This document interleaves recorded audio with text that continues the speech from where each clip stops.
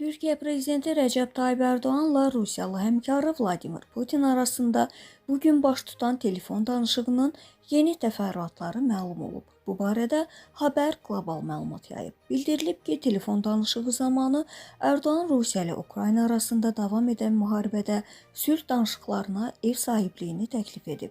O, Qara Dənizdə ticarət gəmiçiliyinin təhlükəsizliyi üçün atılacaq xoşniyyətli addımların sülh prosesinə töhfə verəcəyini və Türkiyənin Qara Dənizin münaqişə bölgəsinə çevrilməsinin qarşısını almaq üçün üzərinə düşəni etməyə davam edəcəyini bildirib.